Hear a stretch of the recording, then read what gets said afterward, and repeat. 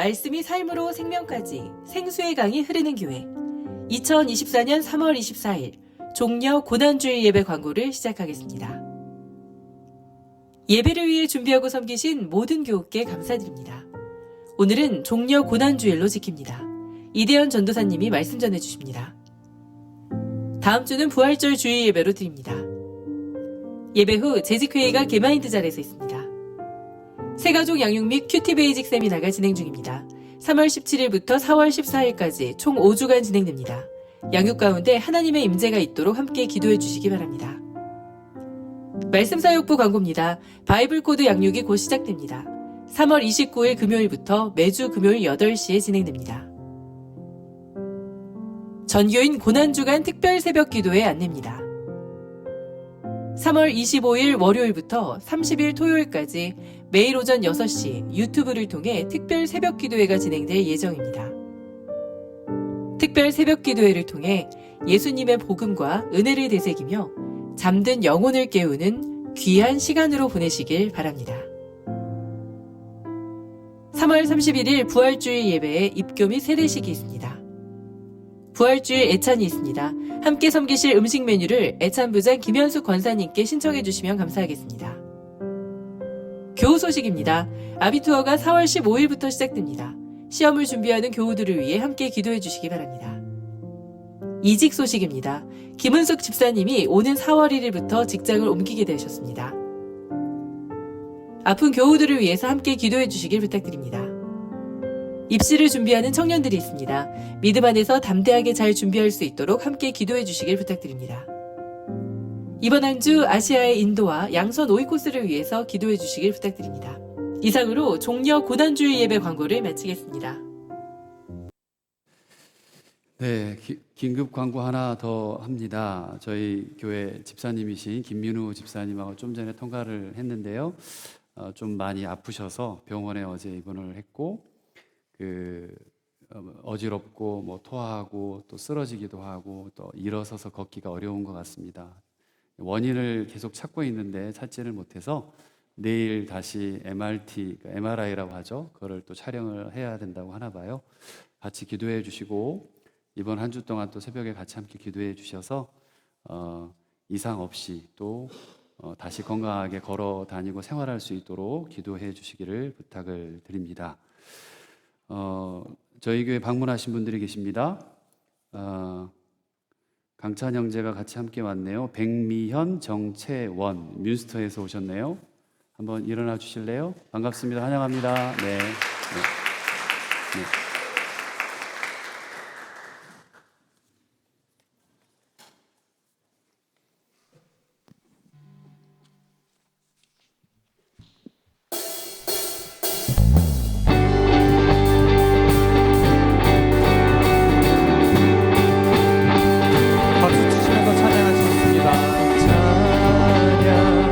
주의 문을 들어주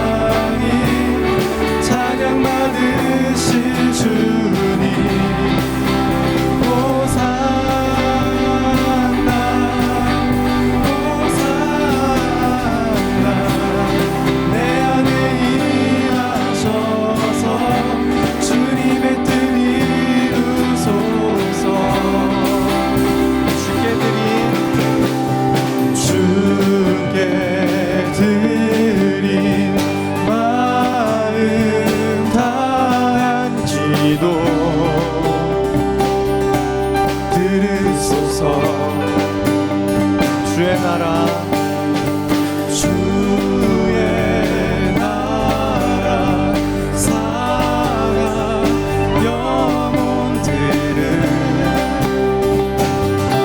새롭게 해 주님을 볼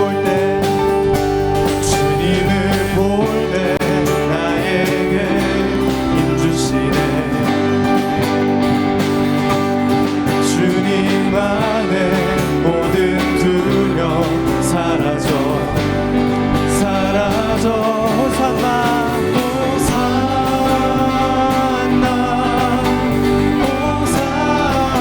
호산나 구원의 주 하나님 찬양 받으실 주님 호산나 호산나 호산나 내 안에 임하셔서 주님의 뜻 이루소서 주님을 볼 때 나에게 힘 주시네 주님 안에 모든 두려움 사라져 주님을 볼 때 나에게 힘 주시네 아멘 주님 안에 모든 두려움 사라져 호산나 호산나 호산나 구원의 주 하나님 찬양 받으실 주님 호산나 호산나 내 안에 임하셔서 주님의 뜻 이루소서 호산나 호산나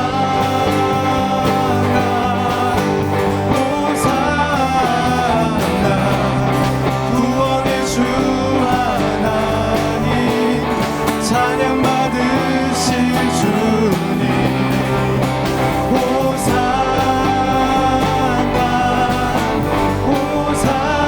호산나 내 안에 임하셔서 주님의 뜻 이루소서 아멘 주님께 영광의 박수 올려드리시겠습니다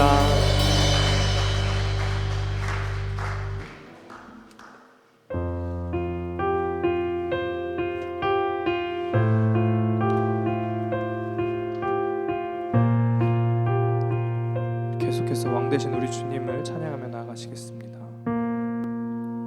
당신은 영광의 왕 당신은 평강의 왕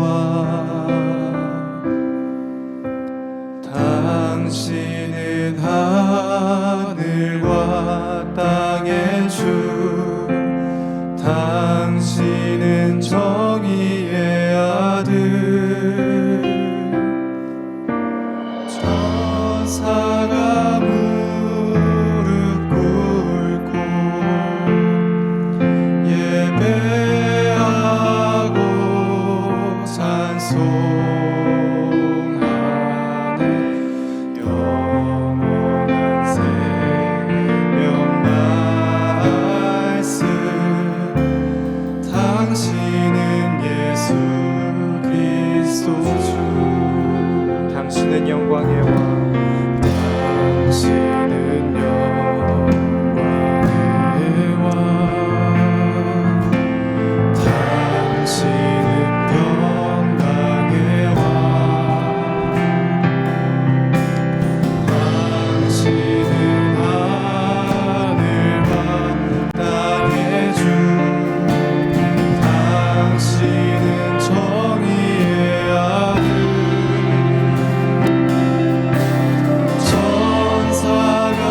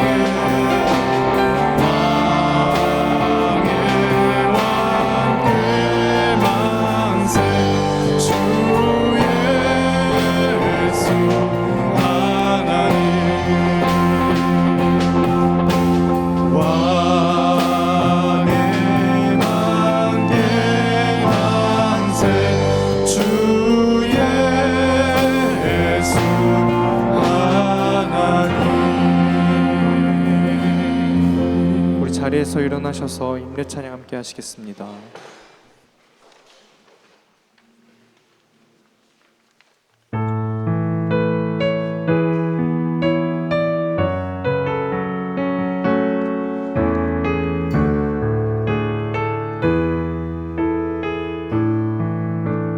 내 모든 것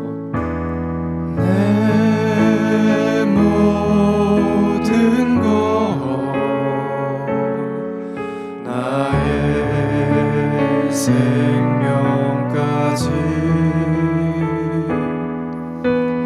다 주님 앞에 드립니다.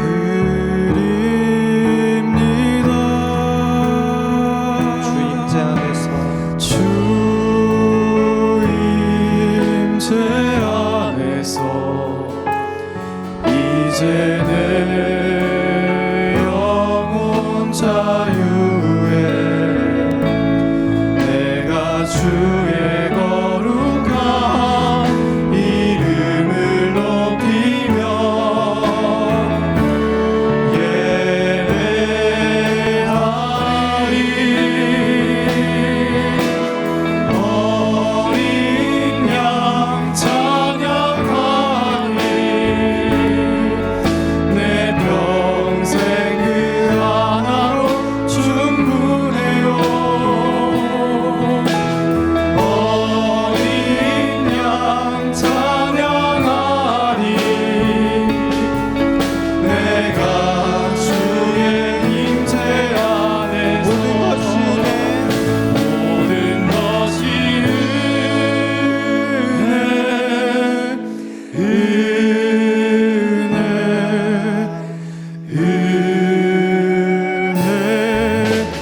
한없는 은혜 내 삶에 당연한 것 하나도 없었던 것이 모든 것이 은혜여서 어린 양 찬양하리. 내 평생 그 하나로 충분해요. 어린 양 찬양하리. 내가 주의 임재 안에서. 이 시간 우리 함께 지난 한 주의 삶을 돌아보며 회개하길 원합니다. 한 주간의 삶을 돌아보니 하나님께 부끄러운 삶을 살았음을 고백합니다. 나의 말과 생각과 행동으로 지은 죄, 나의 가족, 아내와 남편을, 자녀를, 이웃과 친구들을, 우리가 살아가는 자연을 아프게 했던 것들에서 이 시간 하나님과 나만이 하는 은밀한 죄를 자백하며 묵묵히 참회 기도로 나아가겠습니다. 하나님 아버지 감사합니다. 이 시간 하나님 앞에 나왔습니다. 자격 없는 죄인이 하나님 앞에 나와 기도합니다. 주님 불쌍히 여겨주시고 하나님 긍휼을 베풀어 주시기를 원합니다. 아버지 하나님, 말씀의 근원이 되시는 주님, 평화와 영원한 생명을 주시기 위해 이 땅에 오신 주님 앞에 저희들 머리 숙였습니다. 주님 용서하시고 하나님 가난한 자, 연약한 자, 고통당하는 자들을 돌아보게 하시고 저희만의 복음이 아니라 온 우리의 주의 사랑을 전하길 소망합니다. 말과 생각과 행동으로 지은 모든 죄 가운데 주님 하나님 긍휼을 베푸시고 깨끗게 하여 주시기를 원합니다. 주님 불쌍히 여겨 주시옵소서. 아버지 하나님 불쌍히 여겨 주시옵소서.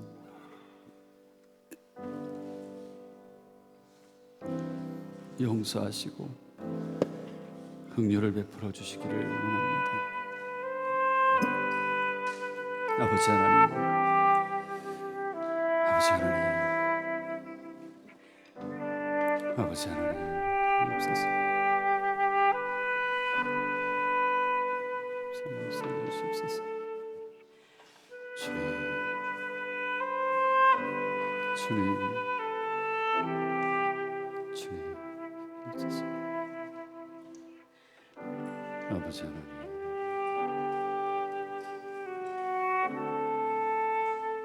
아버지 하나님,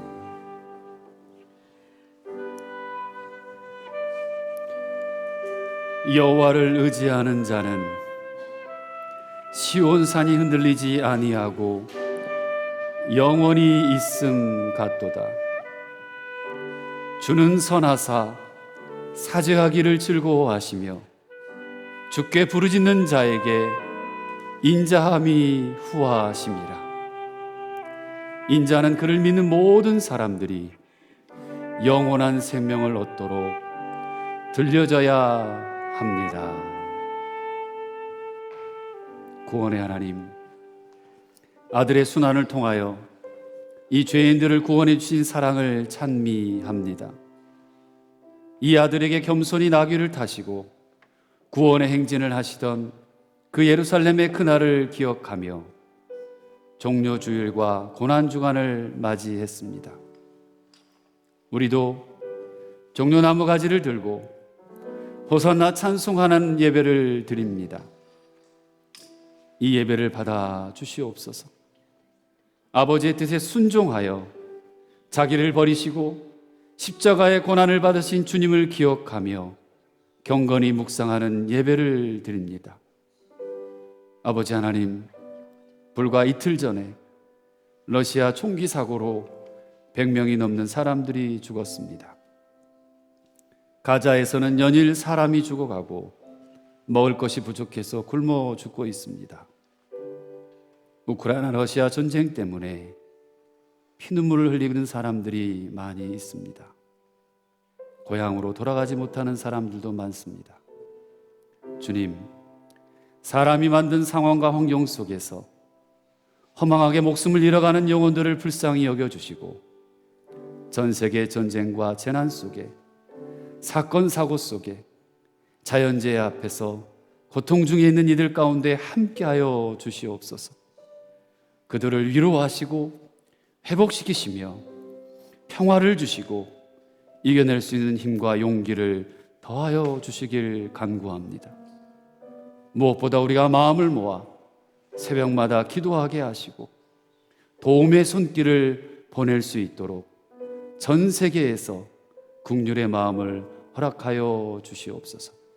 이 시간 인생의 무게를 안고 찾아온 하나님의 자녀들에게 세상이 줄 수 없는 참 평안을 내려주시길 구하오며 예수님의 이름으로 간절히 기원드리옵나이다. 아멘.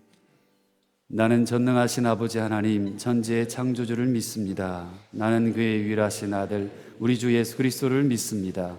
그는 성령으로 잉태되어 동정녀 마리아에게서 나시고 본디오 빌라도에게 고난을 받아 십자가에 못 박혀 죽으시고 장사된 지 사흘 만에 죽은 자 가운데서 다시 살아나셨으며 하늘에 오르시어 전능하신 아버지 하나님 우편에 앉아 계시다가 거기로부터 살아있는 자와 죽은 자를 심판하러 오십니다.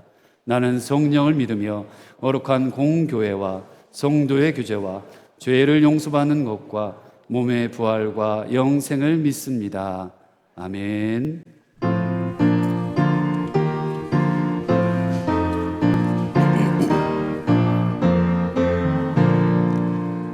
왕 대신 우리 주께 다 영광 돌리세. 그 연날 많은 무리 호산나 불렀네. 다윗의 자손으로 세상에 오시어 왕 위에 오른 주께 다 영광 돌리세. 저 전군 전사들 호산나 부르니 뒤따라가는 우리 다와 나파도다. 저 유대 백성같이 종려가지 들고 오시는 주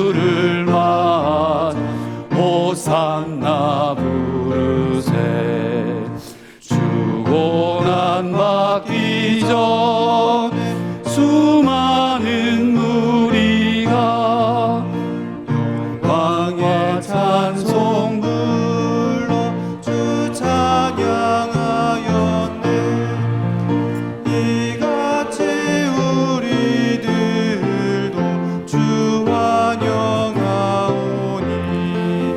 그 넓은 사랑 안에 다 받아 주소서.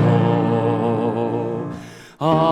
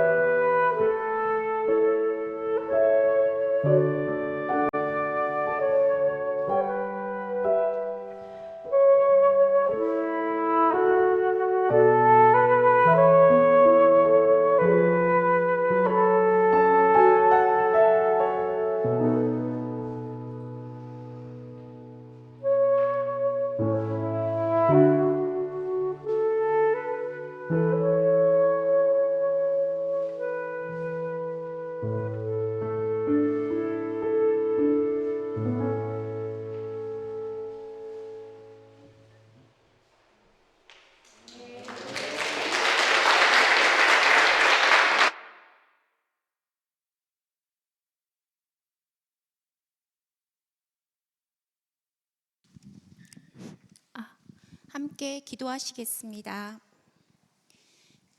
새싹의 푸르름과 각양각색의 꽃들을 보며 우리의 마음도 추운 겨울을 지나 봄을 맞이합니다. 따뜻한 햇살과 이른 비를 우리의 삶에 주심을 감사하며 십자가의 보혈로 주신 구원과 은혜 그리고 사랑을 바라봅니다. 십자가의 고난을 홀로 담당하신 어린 양 예수를 생각하며 진정으로 깨달을 수 있는 한 주를 보내기를 원합니다.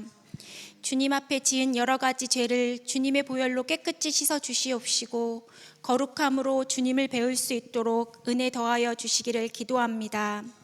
역사를 주관하시는 하나님, 지금 이 순간에도 복음을 전파하기 위해 세계 곳곳에서 선교하고 계시는 선교사님들을 기억하시고 축복하여 주시옵소서. 이 세상의 뜻을 다 내려놓고 오직 복음의 사명자로 살고 있는 그들에게 늘 지치지 않게 하여 주시고 주님께서 주시는 영적 양식으로 살아가게 하여 주시기를 기도합니다. 사랑의 하나님, 주님의 말씀으로 우리의 영혼을 깨워주시기를 바랍니다. 이 시간 전도사님을 통해서 선포되는 말씀을 우리 모두가 아멘으로 화답하게 하여 주시기를 기도합니다. 나의 생각으로 주님의 말씀을 제한하지 않게 하시며 주님의 말씀 그대로 순종하게 하여 주시옵소서. 대현 전도사님을 강한 팔로 붙들어 주시어 영육간에 강건하게 하여 주시옵소서. 성령님의 음성에 귀 기울이시고 주님을 닮아가는 자 되게 하여 주시기를 기도합니다. 같은 시간 다른 장소에서 드려지는 꿈땅 빛땅 예배를 기뻐 받아주시고 우리 아이들이 기도로 주님 앞에 나아가며 영적으로 성장하는 한 해가 되기를 기도합니다. 주님, 이 시간 원인 모를 아픔으로 고통 가운데 있는 우리 집사님 주님이 기억하여 주시고 주님의 강한 능력으로 깨끗이 나을 수 있도록 도와주시기를 기도합니다. 거룩하신 주님, 주님께서 걸어가신 십자가의 길을 묵상하는 시간을 보내고 있습니다. 죽음에서 다시 살아나시고 부활의 첫 열매가 되신 주님만을 온전히 바라보게 하여 주시옵소서. 또한 우리 자신을 반성하며 믿는 자로서 법원이 되는 삶을 살아가게 하시고 주님의 고난에 동참하며 이웃에게 주님의 부활을 증거하는 성도들이 되게 하여 주시기를 기도하며 이 모든 말씀 사랑이 많으신 예수 그리스도의 이름으로 기도합니다.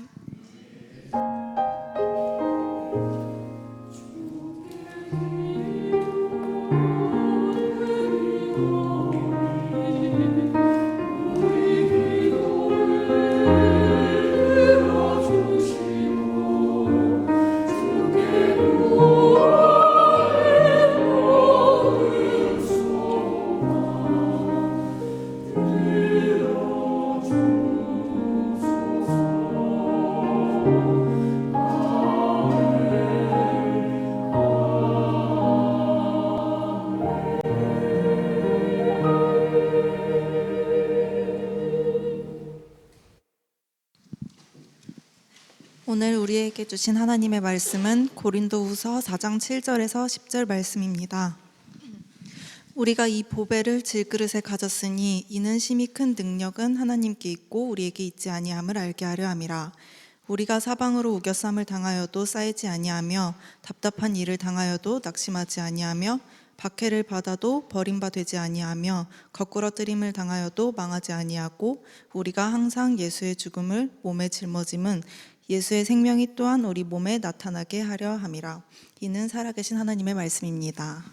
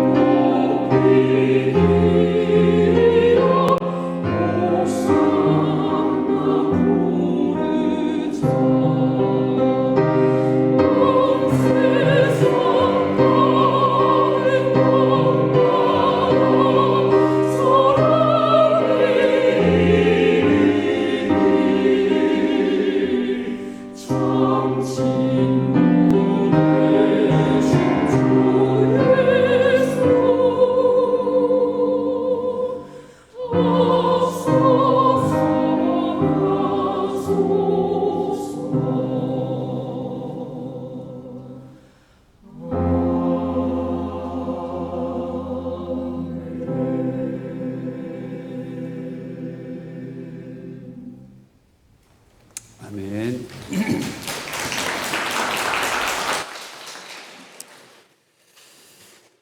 네, 주님이 세상을 이기시고 또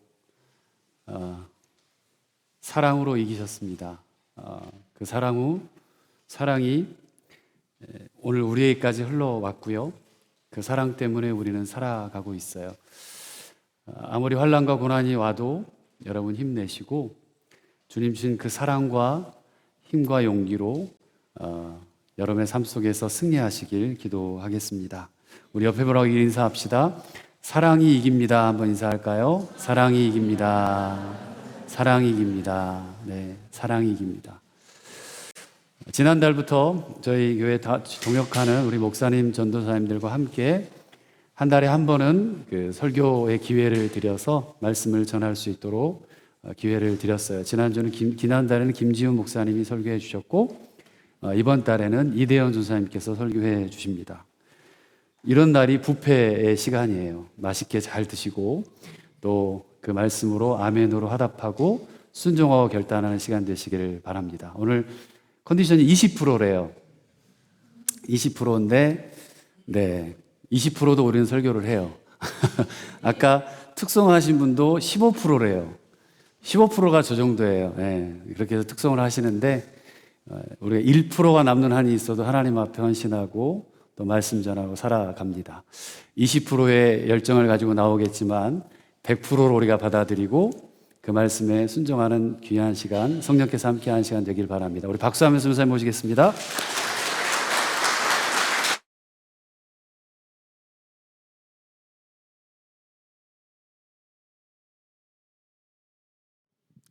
이 시간 잠시 기도하고 설교 시작하도록 하겠습니다. 기도하겠습니다. 사랑의 하나님 아버지 감사합니다. 오늘 종려 고난주일을 맞아서 하나님 앞에 나와 이렇게 머리 숙여 하나님께 찬양하며 기도하며 하나님을 경배합니다. 하나님 이 시간 우리가 함께 말씀을 나눌 때에 하나님 무익한 종의 입술을 통하여서 말씀이 대언될 때에 하나님께서 하시는 말씀으로 들리게 하시고 또한 그 가운데서 상한 영혼, 상한 마음, 다친 마음들이 열리고 또한 아픈 자들이 회복되는 역사가 있을 수 있도록 주님 인도하여 주시옵소서. 감사드리며 예수님의 이름으로 기도드렸습니다. 아멘. 네, 제가 일주일 동안 감기가 좀 심하게 왔습니다. 그래서 마스크 쓰고 있었는데 좀 전에 찬양 열심히 했더니 냄새가 나서 더 이상 못 쓰겠어요. 그래서 일단 벗었고요. 이 시간 말씀을 준비하면서 고민을 많이 했습니다. 본문을 어디로 할까 많이 고민을 하다가 오늘 본문을 정하게 됐어요. 혼자 많이 기도하고 묵상하면서 그 생각을 했습니다. 주님, 고난주간은 분명히 다음 주일인데 왜 저는 한 주가 빨리 왔나요? 그 생각을 하면서 계속 이제 말씀을 준비했습니다. 네, 그래서 오늘은 고난에 관련된 설교를 좀 해볼까 합니다. 계속해서 사순절을 이제 보내고 오늘은 이제 종려주일로 그리고 돌아오는 주는 고난주일로 고난주간으로 우리가 계속 시간을 보내죠. 종려주일은 예수님께서 예루살렘에 입성하실 때 예수님께서 오시는 길에 사람들이 종려나무 가지를 꺾어다가 바닥에 깔았습니다. 지금으로 치면 레드카펫 같은 거죠.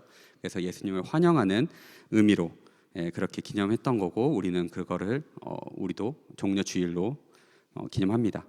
그리고 고난주간은 이 종려주일과 다음 주일에 있을 부활주일 사이에 있는 고난주간이죠. 한 주를 온전히 드립니다. 왜냐하면 그 한 주 동안 예수님께서 겪으신 그 고난, 십자가에 달려 돌아가시기까지 경험했던 그 모든 고난을 우리가 함께 묵상하는 시간으로 보내기 위함이죠. 이 고난이란 단어는 듣는 이에게 꽤나 무겁게 다가옵니다. 실제로 고난이란 말은 그 뜻에 두 가지 의미가 다 담겨 있다고 해요. 육체적인 고통 그리고 정신적인 괴로움. 육체적으로도 정신적으로도 모두 괴롭다는 거죠. 사람들은 종종 얘기합니다. 위기 속에 기회가 있다. 그리고 고난을 극복하면 더욱 성장한다. 이런 얘기들을 하지만 사실 고난이란 이 말 자체는 절대 긍정적이지 않죠. 고난주간 역시 철저하게 예수님께서 십자가에 달려 돌아가시기까지 겪으신 그 모든 일을 기억하는 주간입니다. 예수님의 고난과 희생을 묵상하며 고난의 의미를 깨닫고 신앙의 다짐을 새롭게 하는 시간이죠. 그렇기 때문에 지금 여러분들의 표정처럼 엄숙하고 진지합니다. 하지만 동시에 이미 결말을 아는 영화를 보듯이 때로는 예수님의 고난이 마음에 큰 울림을 주지 못할 때가 있어요. 아, 고난주간이구나. 같이 특별 새벽기도 해야 되는구나. 아니면 릴레이 금식기도 하루만 하면 되겠구나. 난 저녁은 굶기 힘든데 이런 생각할 수 있지만 고난 주간이 끝나면 삶은 계란과 함께 행복한 부활절이 우리를 기다리고 있기 때문입니다. 심지어 독일에서 부활절은 이 오스터는 방학이죠. 아이들한테는 꿈만 같은 시간이죠. 방학이고 또 즐거운 쉼입니다. 그런데도 우리가 종려주일과 고난주간을 기념하고 그 뜻을 묵상하며 예수님을 떠올리려 노력하는 것은 예수님께서 왜 그렇게 하셔야만 했는지를 또한 알기 때문일 것입니다. 예수님께서는 자신이 죽임당할 것을 아시면서도 예루살렘에 입성하셨습니다. 고통스럽지만 그 모든 과정을 인내하셨죠. 누가복음 22장 42절을 통해 예수님이 얼마나 힘든 결정을 내리셨던 것인지 우리 같이 엿볼 수 있는데요. 함께 볼까요? 네, 우리 함께 읽도록 하겠습니다. 시작. 아버지여, 만일 아버지의 뜻이거든 이 잔을 내게서 옮기시옵소서. 그러나 내 원대로 마옵시고 아버지의 원대로 되기를 원하나이다. 아멘. 하나님께서 우리를 향한 뜻을 세우셨을 때 그의 아들 예수님은 순종하셨습니다. 오직 하나님 아버지의 뜻이 이루어지길 바라시며 그 잔을 받으셨죠. 그렇게 우리는 이 기간만큼은 특별히 더 예수님의 핏자국과 거기 새겨진 사랑을 기억하려 애써야 합니다. 왜냐하면 다른 누군가가 아닌 바로 나를 위한 고난, 나를 위한 희생이었기 때문입니다.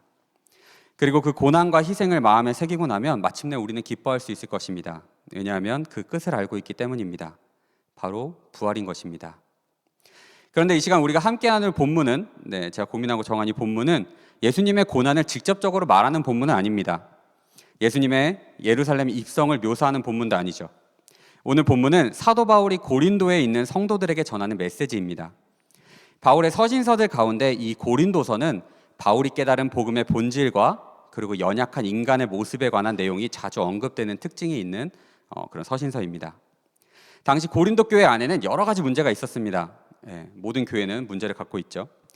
그리고 사도 바울은 복음의 관점에서 사실 그 문제들을 해결하려고 열심히 노력을 했었어요. 그 문제들 중에는 특히 사도 바울과 직접적으로 관련된 문제가 한 가지 있었는데요. 바로 뭐냐면 바울의 사도직에 관한 거였어요. 사도직. 바울을 우리는 사도 바울이라고 부르지만 그 당시에는 사람들이 생각했어요. 교회 안에 그런 사람들이 있었죠. 사도 바울, 당신은 사도라고 얘기를 하는데 예수님이 뽑은 12제자 중에 당신은 없잖아요. 당신이 왜 사도라고 불립니까? 라고 말하는 사람들이 있던 거예요. 사도 바울의 권위를 의심하는 사람들이 교회 안에 있던 거죠. 사도 바울은 이 문제를 해결하기 위해 자신의 동역자인 디모데를 보내기도 했어요. 그리고 본인이 직접 고린도 교회에 방문하기도 했죠. 그런데도 이 문제는 쉽게 해결되지 않았던 것으로 보입니다. 그래서 사도 바울은 자신의 사역과 자신의 사역의 정당성에 대해서 해명을 하고 고린도 교회가 교회로서의 역할을 제대로 할 것에 대해 권면하는 서신을 쓰게 된 것이라고 할 수 있습니다. 그렇게 오늘 본문에서 사도 바울은 자기 자신에 대한 정체성과 확신이 하나님으로부터 온 것임을 분명히 하고 있어요. 그리고 그것을 설명하기 위해 한 가지 비유를 사용하죠. 오늘 본문 7절을 함께 볼까요? 오늘 본문 7절은 이렇게 시작합니다. 우리가 이 보배를 질그릇에 가졌으니. 보통 우리는 물건을 담거나 장식할 때 각 용도에 맞는 그릇을 사용합니다. 보석은 보석함에 넣고요. 과일은 과일 바구니에 넣죠. 이것은 단순히 보기 좋으라고 하는 것이 아니라 용도에 맞게 사용하려는 것입니다. 물론 어떤 그릇이든 어떤 물건이든 어떻게 쓰냐가 더 중요할 때가 있기도 합니다. 저희 집에는 가볍고 튼튼한 냉면 그릇이 몇 개 있는데요. 이 그릇들은 몇 년 전에 제가 아내와 함께 테디에 갔을 때 개당 1유로 정도에 샀던 물건이에요. 이 그릇들을 샀을 때가 아직도 기억나는데요. 교회용품을 좀 사려고 테디에 들렀을 때 아내와 함께 그 그릇을 발견했을 때 저희가 둘 다 소리를 질렀거든요. 오! 냉면 그릇이다. 그리고 샀죠. 기분 좋게 살라고 딱 집는데 위에를 보니까 애경 코너인 거예요. 개밥 그릇이었어요. 하지만 조용히 사와서 저희는 잘 쓰고 있습니다. 여름마다 냉면도 먹고 쫄면도 먹고 지금도 잘 쓰고 있죠. 심지어 지금은 이제 한국에 갔지만 공부를 마치고 한국으로 귀국한 한 형제가 있었어요. 주영 형제라고. 저희 집에 밥 먹으러 왔을 때가 있어요. 그 형제가 와서 졸업 연주를 앞두고 있었는데 와서 같이 밥 먹다가 그 그릇을 본 거예요. 그리고 똑같이 소리 질렀어요. 오! 조원사님 저 이 그릇 빌려주세요. 그래서 왜요? 그랬더니 저 졸업 연주 때 쓸 타악기 중에 하나로 쓰려고요 하는 거예요. 그래서 그 개밥 그릇이? 그래서 일단 빌려줬죠. 빌려주고 실제로 졸업 연주 가서 봤는데 진짜로 치더라고요. 그리고 졸업 연주 끝나고 나서 되게 해맑은 표정으로 그릇을 돌려주는 거예요. 바닥에 다 우그러졌는데 네, 그래서 그때 생각했죠. 이 글을 보면서 어떤 그릇이든 어떤 물건이든 어떻게 쓰냐가 더 중요하구나라고 생각을 했어요. 근데 한편으로는 1유로짜리인데 그냥 새로 사주고 가지라는 생각도 하긴 했는데, 네, 어쨌거나 그런 일들도 있었죠. 말하고자 하는 거는, 하지만 오늘 본문에서 바울이 말하는 질그릇은 좀 느낌이 달라요. 지금 제가 했던 얘기랑은 느낌이 좀 다른데, 이 비유는 가격으로 가치를 매기는 것이 중점인 비유가 아니에요. 비싸고 싸고의 문제가 아니라는 거죠. 이 질그릇이라는 표현은 얼마나 흔한지 아니면 얼마나 초라한지에 초점이 맞춰진 비유예요. 앞서 냉면 그릇을 잠시 이야기했지만 이 질그릇을 만약에 지금의 기준으로 바꿔서 생각을 해본다면 일회용 접시 정도로 생각하면 좀 편할 거예요. 아무도 일회용 접시에 보석을 담아서 보관하진 않죠. 근데 뭐 잠깐 일할 때 쓸 수는 있겠죠. 뭐 무게를 재거나 그럴 때 그것을 보배를 보관하는 용도로 일회용 종이 접시를 쓰진 않아요. 귀한 종이 접시는 없죠. 그렇기에 종이 접시와 같은 자기 자신 안에 예수 그리스도라는 보배가 들어있다는 이 바울의 비유 속에는 그의 마음이 담겨 있어요. 그가 얼마나 예수님을 존귀하게 여기는지, 자기 자신을 어떻게 바라보고 있는지, 그럼에도 불구하고 그 예수님으로 말미암아 자신이 쓰임받고 있다는 은혜를 어떻게 생각하는지가 그 표현 안에 다 들어있는 거예요. 즉 사도 바울의 질그릇 비유는 자신의 사도직을 문제 삼는 고린도 교회 교인들에게 하나님께서 자신과 같이 연약하고 평범한 사람이 예수 그리스도라는 보배를 품고 전하도록 사용하셨다는 것을 말하고 있는 거예요. 바울이 자신이 잘나서가 아니라, 자신이 특별해서가 아니라 하나님께서 사용하신다는 그 유일한 조건이 자신을 사도되게 한다고 고백하고 있는 것입니다. 우리가 잘 알듯이 사도 바울이 복음을 전하는 과정은 전혀 순탄하지 않았어요. 혹자는 얘기해요. 전도 여행, 1차 전도 여행, 2차 전도 여행이라고 하는데, 여행은 무슨요? 사실 엄밀히 말하면 고행이란 말이 더 가까워요. 굉장히 험난하고 힘들었어요. 그리고 그것이 바울의 사역이었죠. 오늘 본문에서도 우리는 그가 얼마나 힘들게 사역했는지 그 단면을 함께 볼 수 있는데요. 이어서 본문을 한번 볼까요? 네, 8절과 9절. 자, 함께 읽겠습니다. 시작. 우리가 사방으로 우겨쌈을 당하여도 쌓이지 아니하며 답답한 일을 당하여도 낙심하지 아니하며 박해를 받아도 버림받지 아니하며 거꾸러뜨림을 당하여도 망하지 아니하고. 네, 지금부터 조금 어려운 단어들이 나올 텐데요. 긴장하고 들으시면 좋겠어요. 먼저 8절을 보면, 앞에 넘겨주세요. 우리가 사방으로라는 표현이 나와요. 사방이라 하면 내 방위를 얘기하죠. 동서남북을 얘기해요. 어떤 방향이든 모든 방향이라는 의미죠. 그런데 이 단어의 원문을 살펴보면 엔판티라는 헬라어로 적혀 있어요. 이 단어는 대표적으로 데살로니가전서 5장 16절과 같이 우리가 잘 아는 구절에 사용되는 단어예요. 네, 데살로니가전서 5장 16절. 담임 목사님은 시키셨을 텐데 저는 시키진 않을게요. 네, 저 눈 안 피하셔도 돼요. 항상 기뻐하라, 쉬지 말고 기도하라, 범사에 감사하라. 이것이 그리스도 예수 안에서 너희를 향하신 하나님의 뜻이니라. 라는 이 구절에도 동일하게 엔판티라는 말이 쓰였어요. 어디 쓰였냐면 항상 기뻐하라라는 말에 쓰였어요. 다시 얘기해서 사방으로라고 해석한 이 단어, 오늘 8절에 우리가 사방으로 우겨쌈을 당하여도 라고 했는데, 사방으로라고 적혀 있지만 사실 그 의미의 뜻을 원어적인 해석을 보면 항상이란 말과도 성립을 해요. 다시 말해 이는 어떤 특정한 방향을 말하는 것이 아니라 모든 시간에 모든 곳에서 라고 번역하는 게 좀 더 직접적인 뜻에 가까울 거예요. 다시 말해 사도 바울과 일행이 모든 곳에서 모든 시간에 당하던 어려움이 8절과 9절의 내용인 거예요. 그러면 바울이 항상 당하던 것이 무엇인지 계속해서 살펴볼 텐데요. 8절과 9절을 보면 총 4가지가 언급이 돼요. 8절에 우겨쌈을 당하여도, 그리고 답답한 일을 당하여도, 그리고 9절에 핍박을 받아도, 그리고 거꾸러뜨림을 당하여도, 이렇게 4가지가 나오는데요. 차례대로 한번 살펴볼게요. 먼저 8절에 우겨쌈을 당하여도라는 이 말은 들리보라는 단어예요. 계속해서 원어를 좀 볼게요. 들리보라는 단어인데 이 말의 원래 사용처가 어디냐면 포도즙을 짤 때 이렇게 누르는 거, 짓누르는 거를 말할 때 들리보라는 단어를 사용했다고 해요. 그런데 여기서는 이 단어가 수동태, 파시브로 쓰였어요. 쉽게 얘기해서 포도즙 짜듯이 자기가 쥐어짬을 당하고 있는 거예요. 그거를 묘사하는 것이 이 8절에 우겨쌈을 당하여도란 말이고요.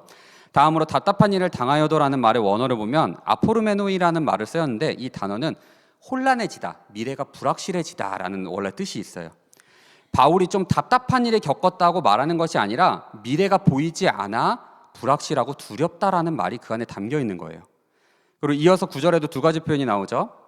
네, 박해를 받아도, 핍박을 받아도라는 이 말은 원어로 디오코메노이라는 말인데, 이는 사냥당하다라는 뜻이 담겨져 있어요. 사냥감이 되어서 집요하게 추적을 당하는 상황, 결코 쉴 수 없는, 안심할 수 없는 상황을 의미하고 있는 거죠. 마지막으로 거꾸러뜨림을 당하여도라는 말은 원어로 카타발로메노이라고 하는데, 이 말은 갑자기 습격을 당하는 걸 얘기해요. 적으로부터. 알지 못하는 상황에서 습격을 당하는 걸 의미를 해요. 따라서 바울이 8절과 9절에서 한 말에 이 다른 의미들을, 직역한 의미들을 모아보면 이렇게 해석할 수 있어요. 어디서든 언제든 항상 쥐어짜여지고 미래가 보이지 않아 불안해지고 사냥당하듯 몰리고 갑자기 습격을 당하기도 했다. 네, 이거는 전도 여행이 아니죠. 전도 고난에 가깝죠. 하지만 동시에 이 모든 표현에 붙은 한 단어가 있어요. 잘 보면 모든 단어 뒤에 이 말이 나와요. 아니하며. 앞서 말한 모든 것에 바울은 당하지 않았다고 말하고 있습니다. 왜냐하면 질그르신 그가 예수 그리스도라는 보배를 가졌기 때문입니다. 그 예수 그리스도로 말미암아 그 모든 환난과 고난을 이기고 나아갈 수 있었다고 사도 바울은 고백하고 있는 것입니다. 자, 이어서 우리 10절을 함께 볼 텐데요. 네, 화면 띄워주세요. 네, 이거 말고 다른 거 있지 않나요? 네. 자, 10절을 함께 볼 텐데요. 어쩌다 보니 강의처럼 하고 있네요. 10절은 마치 7절과 짝을 이루고 있는 것처럼 보여요. 보면 같은 새끼리 짝을 이룬다고 보시면 돼요. 7절에 보배와 질그릇이 나오고 10절에 예수의 죽음과 몸이 나오죠. 네, 앞에요. 먼저 넘어가지 마요. 자, 보배가 예수님의 죽음을, 질그릇이 그 죽음을 짊어지는 우리 몸으로 표현되고 있고요. 넘겨주세요. 그리고 이어서 다음 화면에 보시면 능력이 곧 예수와 생명을 짝을 이루고 하나님께 있다는 표현과 그것이 다만 우리 몸에 나타나게 하려고 한다는 표현이 짝을 이루는 것을 알 수 있어요. 이렇게 구조적으로 말씀을 본다면 다시 앞으로 넘겨주세요. 네, 앞서 바울이 품었던 그 보배가 보다 정확히 무엇을 의미하고 있는지, 가리키고 있는지 알 수 있는데요. 바로 예수의 죽음이에요. 우리 보배 하면 그냥 예수 그리스도라고 생각할 수 있는데 정확히 말하면 보배가 의미하는 건 예수의 죽음이에요. 바울이 품고 있는 건 뭐냐면요, 바로 이 예수의 죽음이었던 거예요. 그런데 한 가지 의문이 드는 게 있어요. 예수님의 영광을 말하고자 한다면 그는 예수님의 부활을 품는다고 말을 했어야 돼요. 아니면 원래 목적대로 그가 자신이 사도인 증거를 대고자 했다면 다메섹에서 만난 살아계신 하나님에 대해서, 살아계신 예수님에 대해서 예수님을 품는다고 말을 했어야 돼요. 근데 그는 그런 말들을 하지 않고 여기서 예수님의 죽음을 품는다고 얘기하고 있어요. 예수님의 죽음을 몸에 짊어졌다고 얘기하고 있는 거죠. 왜일까요? 자, 10절에서 이 예수의 죽음이란 말을 원어로 살펴보면 네크로시스라는 단어로 표현되어 있어요. 그런데 신약을 기록한, 지금 계속 얘기하고 있는데 이 원어인 헬라어에는 죽음을 표현하는 단어가 두 가지가 있어요. 첫 번째는 타나토스라는 말이에요. 타나토스고 두 번째가 네크로시스라는 말인데, 첫 번째 타나토스가 갖는 의미는 뭐냐면 죽음 그 자체를 얘기해요. 이미 죽어있는 상태, 죽음. 네, 명사처럼 그렇게 얘기를 하고요. 그런데 네크로시스는 뭐냐면 죽기까지의 과정이 담겨 있어요. 그 안에 죽음까지의 과정이 담긴 말이에요. 결국 바울이 짊어지고 있는 건 뭐냐면요, 예수의 죽음이라고 말을 했을 때 이것은 예수님이 죽기까지의 과정을 얘기해요. 우리가 다음 주에 고난주간 동안 그것을 묵상할 텐데 예수님이 죽기까지의 그 모든 과정을 바울이 자기 마음에 품고 몸에 짊어졌다고 얘기하고 있는 거예요. 이는 예수 그리스도의 죽음, 부활이라는 단순 사실뿐만 아니라 예수님이 죽기까지의 과정을 말하는 거고요. 나아가 이 10절에 우리가 항상 예수의 죽음을 몸에 짊어짐은이라는 표현에서 하나 더 알 수 있는 것은 그가 어떻게 예수의 죽음을 짊어지고 있는지예요. 방금 전에 우리 사방으로라는 표현을 잠깐 얘기했었죠. 네, 얘기했을 때 그게 단순히 방향만을 얘기하는 것이 아니라 모든 시간에 모든 장소에라는 뜻으로도 해석할 수 있다고 했어요. 네, 자꾸 원어 얘기하니까 저와 눈을 마주치는 분들이 눈빛이 되게 흐려져요. 네, 많이 힘들죠? 네, 다 끝났어요. 자, 이 10절에 우리가 항상 예수의 죽음을 몸에 짊어짐은이란 이 표현을 마지막으로 직역하면 예수님이 죽기까지의 모든 과정을 어디든지 언제든지 품고 간다는 거예요. 바울의 사역은 우리가 계속 본 대로 녹록지 않았어요. 하지만 바울은 이렇게 고백해요. 항상 쥐어짜여지고 미래가 보이지 않아 불안하고 사냥당하듯 몰리고 갑자기 습격을 당하는 상황이 우리에게 일어났지만 그것들을 당하지 않고 우리는 예수님이 죽기까지의 모든 과정을 품고 짊어지고 어디든 언제든 갔습니다. 라는 거예요. 이어서 그는 말합니다. 우리 10절 볼게요. 10절 하반절인데요. 예수의 생명도 나타내게 하려 함이라. 왜냐하면 그것을 통해 예수의 생명이 나타나야 하기 때문입니다. 라고 바울이 이야기하고 있는 거예요. 죽음을 직면해야 하는 어려움에도, 자신을 부정해야 하는 이들의 공격에도, 그리고 불안한 미래 가운데에서도 그가 어디를 가든지 예수님의 죽음을 품고 그것을 전했던 목적이 무엇인지 사도 바울은 그것조차 분명하게 말하고 있는 거예요. 그는 그 목적이 바로 예수의 생명이라고 말했습니다. 바울은 그를 둘러싼 고난과 핍박, 환난과 비방과 위협 속에서도 예수님의 죽음을 품었어요. 왜냐하면 그것이 곧 예수의 생명이 드러나는 길이었기 때문입니다. 왜냐하면 그것이 능력이 하나님께 있고 우리에게 있지 아니함을 알게 하려는 바울의 믿음이었기 때문이었습니다. 바울이 예수님의 고난과 죽음의 과정을 계속해서 짊어지는 것은 그들의 연약함 속에서도 하나님께서 주신 복음을 통해 새 생명이 흘러가고 예수를 주라 고백하는 일들을 그들의 눈으로 보고 삶으로 경험했기 때문이었습니다. 네, 잠깐 다른 얘기를 해볼게요. 작년에 인터넷에서 굉장히 많이 사용되던 단어가 있어요. 여러분도 들어보셨는지 모르겠는데 누칼협이란 단어예요. 네, 또 들으면 누칼협이 뭐야? 그런데 줄임말이죠. 썩 좋은 표현은 아니에요. 굉장히 불쾌한 표현에 가까워요. 왜냐하면 이 단어를 풀었으면 누가 칼 들고 협박했냐는 말이에요. 이게 무슨 말이냐면 누가 작은 불만을 제기하거나 어려움을 토로할 때 그러게 누가 그렇게 하라고 칼 들고 협박했어? 다 본인이 자초한 일 아니야? 라고 말해버리는 거죠. 그리고 이렇게 대답해버리면 무적의 논리예요. 먼저 말 꺼낸 사람이 할 말이 없게 만들어버려요. 내 책임인가? 이렇게 돼버리는 거죠. 하지만 이 말은 굉장히 듣는 사람이 굉장히 마음 상하게 되는 일종의 조롱이기도 했어요. 그리고 이 단어가 많이 쓰이게 되면서 함께 쓰인 단어가 있어요. 악강보라고. 네가 선택한 거 악으로 깡으로 버티라고. 네, 이 말은 힘든 사람을 굉장히 벼랑 끝으로 몰아내는 그런 단어들이었던 거예요. 그리고 이 말들이 인터넷에 계속해서 돌아다니는 것을 자주 목격했어요. 근데 잘 생각해보면 말이 거칠고 상처를 주는 말인데 나름 논리적이긴 해요. 왜냐하면 각자가 스스로 결정을 하고요, 스스로 선택해서 맞이한 결과예요. 그러면 그 결과에 대한 책임도 본인이 져야 되는 거지 왜 여러 사람 불편하게 불만을 꺼내냐는 거죠.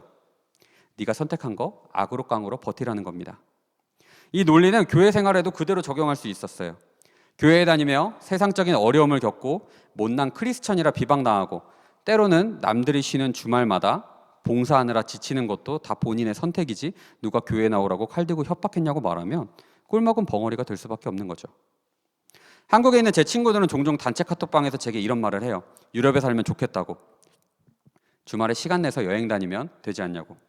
근데 제가 얘기합니다. 주말에는 교회 사역도 하고 주중에는 바빠서 시간이 안 나. 그렇게 말했더니 바로 친구가 밑에 쓰더라고요. 누칼협? 네. 뭐지? 도전을 수락해야 하는 건가? 네, 그런 생각이 들다가도 그냥 친구니까 농담이겠거니 하고 넘겼던 기억이 나요. 하지만 한편으로 많은 생각이 드는 대화기도 했어요.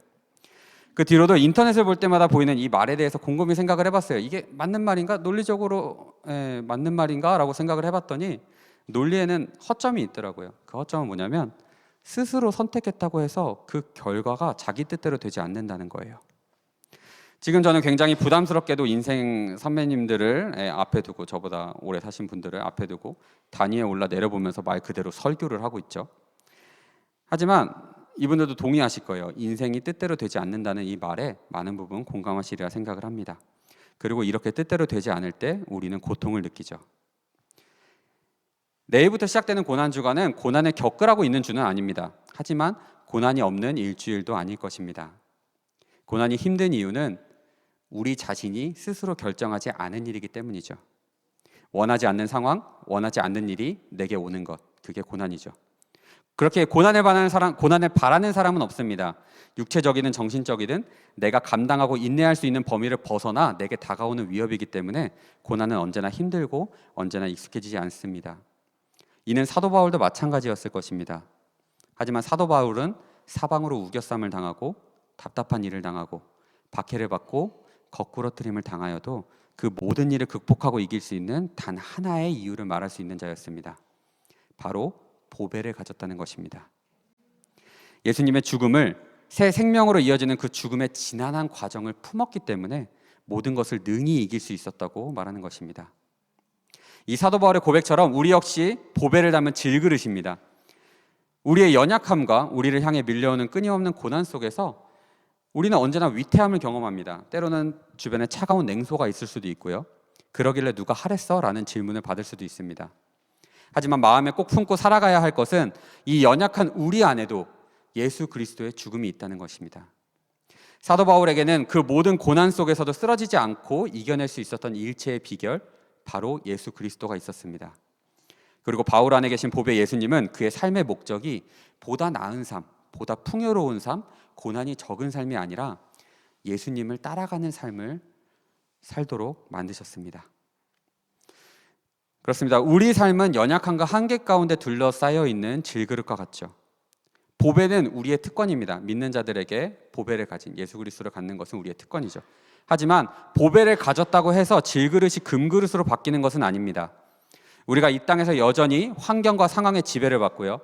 육신적인 연약함으로 죽을 수밖에 없는 존재라는 것은 변하지 않습니다.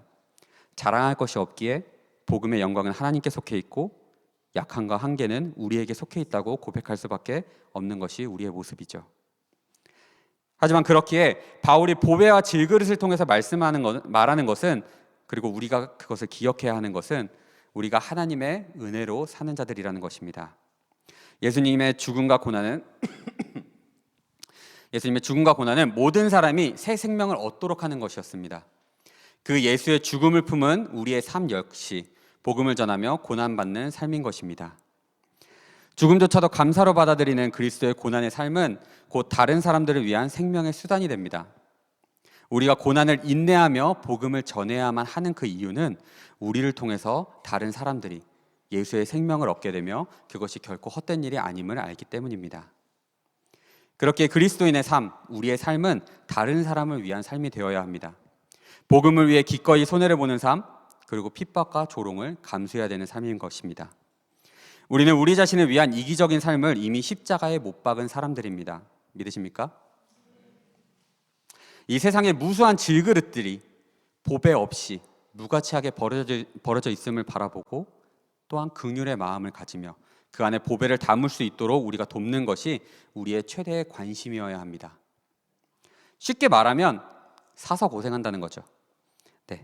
타인을 사랑으로 품고 섬기는 것은 쉽지 않습니다. 때로는 굉장히 괴롭고 당혹스럽고 천한 곳에 던져질 수도 있죠. 사람을 상대한다는 것은 외로움을 느낄 수도 있고요. 때로는 사람에 대해서 실망감에 몸부림칠 때도 있을 것입니다. 그러나 분명한 사실은 사도 바울의 고백처럼 우리의 고난이 깊으면 깊을수록 주님의 능력 또한 더욱더 크게 경험될 것이라는 것입니다. 새로운 생명은 어머니의 고통을 딛고 태어납니다.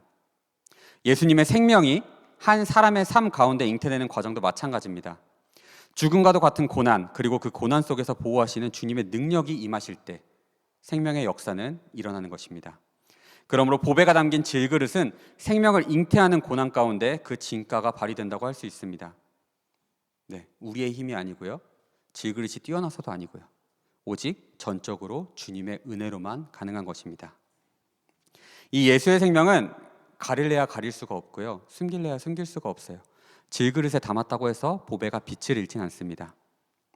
질그릇이 보배를 완전히 감출 수 없듯이 우리를 뛰어넘어 역사하시는 예수의 생명이 우리 삶을, 우리의 가치를 완전히 바꿀 것입니다. 믿으십니까? 하나님께서 주신 복음의 능력이, 그 은혜가 사도 바울 안에 살아 숨쉬어 그를 이끌었던 것과 같이 우리 안에 살아 숨쉬어 우리가 능히 그 모든 일을 해낼 수 있다는 것을 우리가 기억하기를 소망합니다. 우리의 맡은 사명과 삶의 자리에서 예수 그리스도를 마음에 품어서 복음을 전하는 일, 하나님 나라가 확장되는 그 거룩한 일에 헌신하는 저와 여러분이 되시기를 소망합니다. 예수의 죽음을 짊어지십시오. 그리고 예수의 생명을 품으십시오. 고난주간 가운데 예수의 죽음을 깊이 묵상하고 예수의 생명을 품는 질그릇이 되기를 소망합니다. 우리를 통해 예수님께서 일하시고 우리를 통해 예수의 생명이 전파될 것입니다. 이 시간 함께 한 곡 찬양하도록 하겠습니다.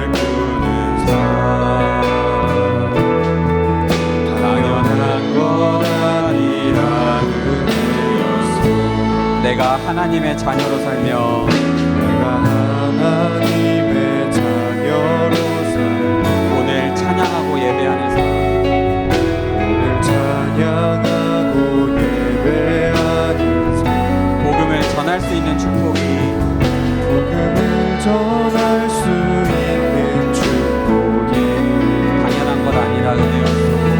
당연한 것 아니라 은혜였소. 모든 것이 은혜, 모든 것이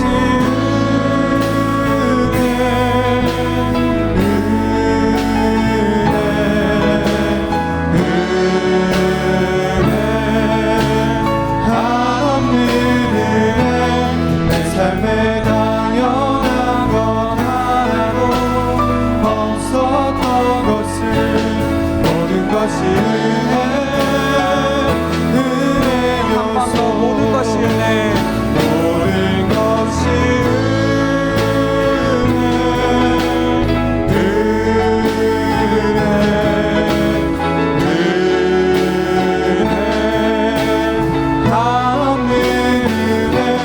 내 삶에 당연한 것 하나도 없었던 것을 모든 것이 은혜였소. 자, 이 시간 이어서 우리 잠깐 기도하기를 원합니다. 사도 바울은 고백합니다. 우리가 이 보배를 질그릇에 가졌으니 이는 심히 큰 능력은 하나님께 있고 우리에게 있지 아니함을 알게 하려 함이라. 우리가 사방으로 우겨쌈을 당하여도 쌓이지 아니하며 답답한 일을 당하여도 낙심하지 아니하며 박해를 받아도 버림받지 아니하며 거꾸러뜨림을 당하여도 망하지 아니하고 우리가 항상 예수의 죽음을 몸에 짊어짐은 예수의 생명이 또한 우리 몸에 나타내게 하려 함이라. 아멘. 그렇습니다. 사도 바울의 고백처럼 이 시간 우리가 기도하기를 원합니다. 우리 안에 예수의 죽음이 있습니다.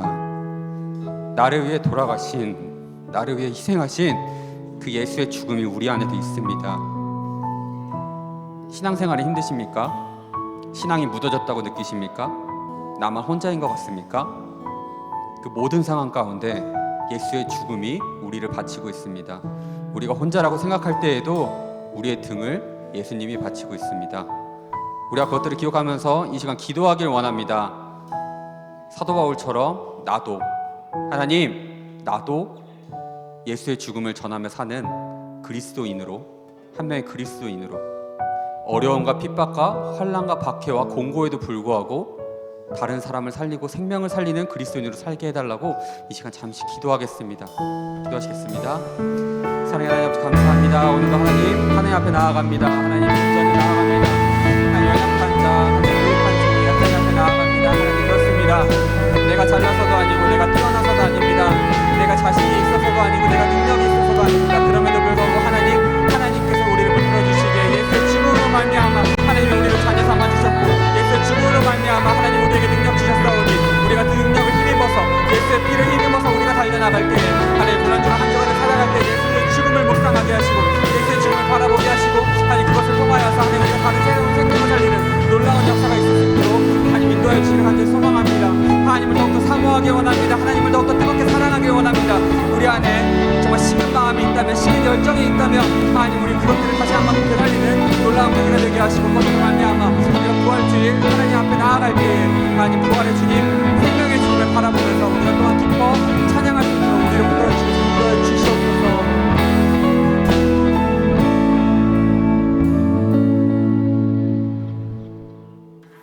하나님 아버지,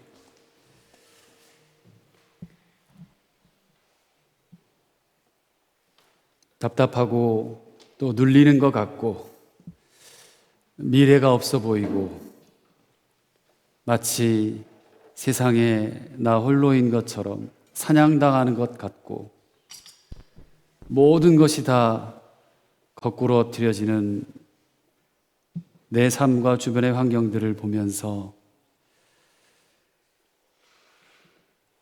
하나님, 그럼에도 불구하고 예배하러 나왔고 그럼에도 불구하고 주님 바라보고 싶어서 이곳에 왔습니다.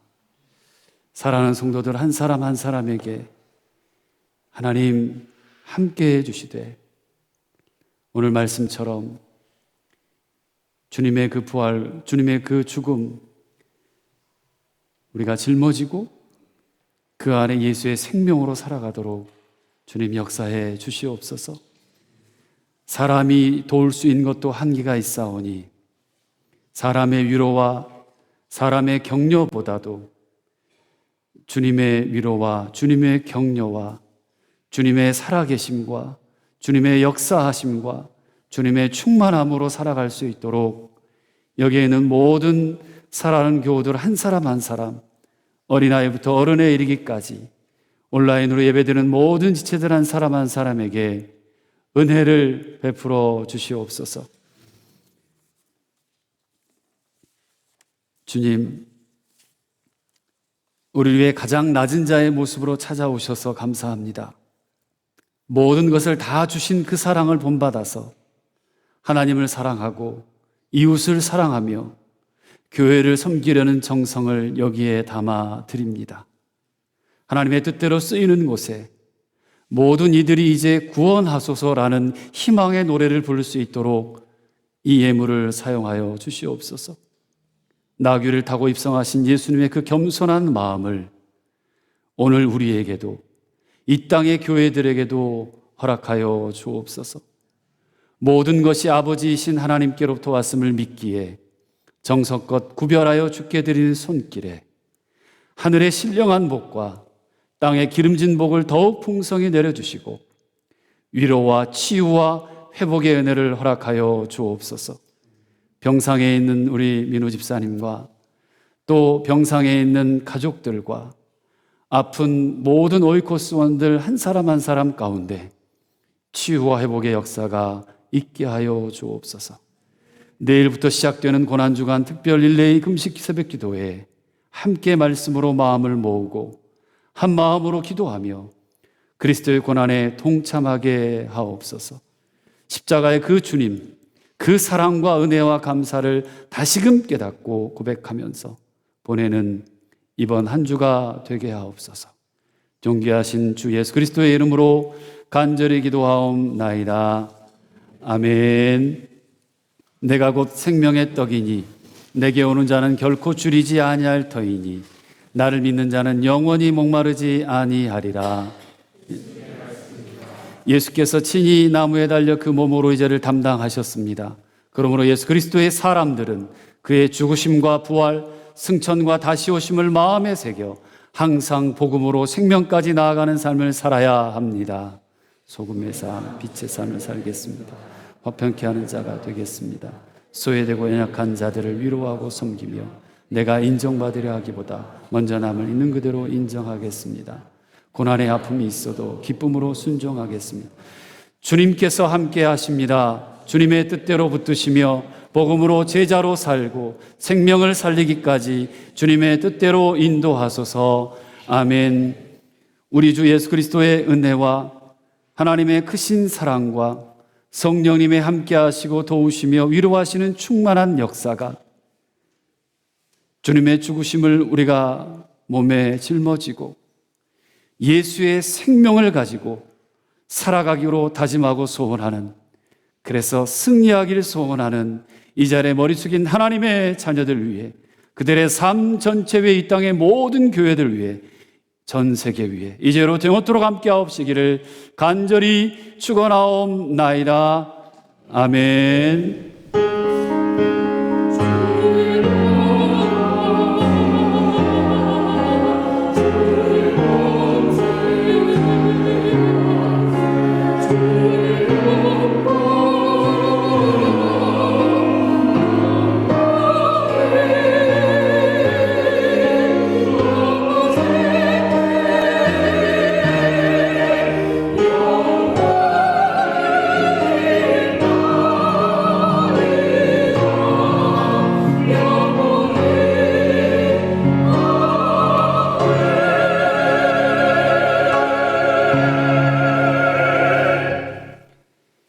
우리 앞뒤 좌우 인사할 때 이렇게 인사.